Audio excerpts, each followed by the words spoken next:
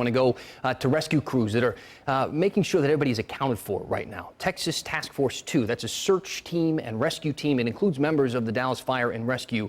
They deployed to the Canton area tonight. We have Yona Gavino. She's live at a triage center at the Canton High School. Yona. Dan, that's right. You know what? Patients are actually getting picked up all around the area from their homes. The homes are actually blocked because of debris and all that destruction. So these folks cannot get out. So they're relying on these first responders to bring them here to the high school. This is the hub, the triage center. You can see right behind me a whole flank of ambulances. And right after they are triaged here, they're then sent to area hospitals. Let's take a closer look. We've seen folks come in. They've been wrapped in blankets, Dan, others on stretchers and even in wheelchairs. I'm told their injuries are minor to moderate. Now, these folks can't get out of their homes because they're hurt or, like I mentioned, that heavy debris. First responders from different counties are here. In fact, this is, you can imagine, a huge community effort to care for the wounded. In fact, even local nurses and doctors are here tonight. It's going to be a long night ahead, but they're obviously very prepared. Here's what the division chief for the East Texas Medical Center told me earlier. They're out there picking up patients that are at the areas where the devastation went through, where the tornadoes hit, all the destruction. There's a lot of calls that's come in. They're having troubles getting to those calls because of all the destruction on the roads.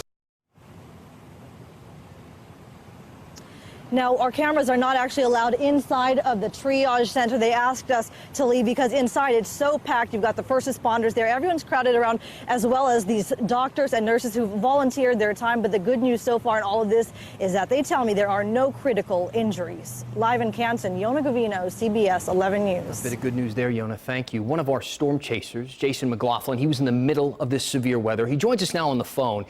Now, Jason, you talked to an elderly couple that got trapped during this storm. Tell us a little bit about that and also some of the damage that you see out there. Yes, Dan, I was just on the east side of Canton when that large tornado made its way north through I-20 and up 17 that ended up going north of town. And as I pulled into the Dodge dealership, which was one of the many areas in that vicinity that were hit, I mean, there was just cars everywhere. Cars from the highway were in the dealership area. Cars from the dealership were thrown into the fields and back onto the service road. And, you know, the building itself was destroyed. And underneath one of those areas was a vehicle and, you know, ran up to the vehicle. You know, our big thing once the storm hits is to, you know, try to do everything that we can to make sure that we can help anybody and as many people as we can. And one of those vehicles, there was an elderly couple inside of it, and that building collapsed down on them, and they were. Yeah, we lost to them. All right, Jason, your signal's breaking up just a little bit. We're going to let you go. Some of those pictures, though, that you shot out there, the car dealership in parts looking like a junkyard.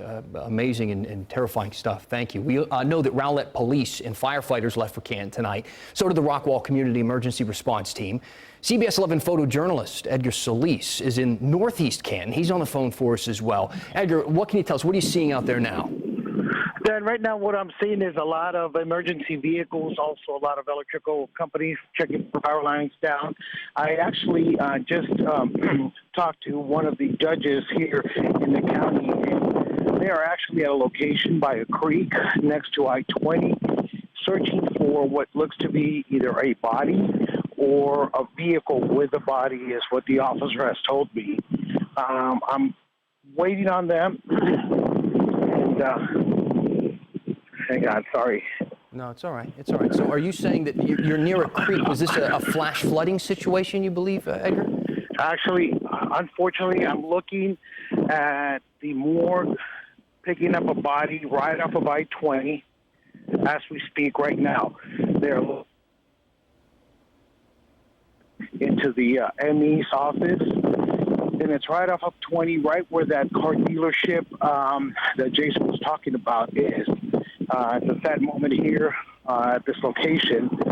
There's officials, there's a county judge, and it seems like that person that is in the creek where there's, you know, probably a few dozen vehicles in there. Wow. Okay, so, you know, we already knew from reports out of that area that this was a deadly storm, but if Edgar's reporting there is accurate as we believe it to be, it appears as though more bodies are added to the toll here. So a very sad turn of events there. We want to move on a little bit here. And as you saw earlier, our storm chasers were right in the middle of all of this as the tornado was moving through, as it hit. We want to bring in meteorologist Jeff Ray now to break down a little bit about what they were looking at, what they witnessed there, Jeff. You know, as a storm chaser, you are in the middle of it, and this is what it's like to be a storm chaser. What you're looking at is Jason McLaughlin. He was just joining us earlier. He's going down I-20. He's pulling up towards Canton. That's the back edge of the tornado.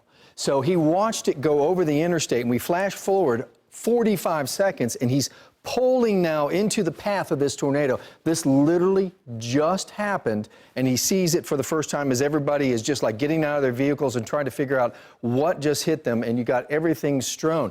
A lot of times, Dan, we have these storm trackers just on behind these tornadoes giving us video, and they pull up and they find stuff like this, and it's very traumatic.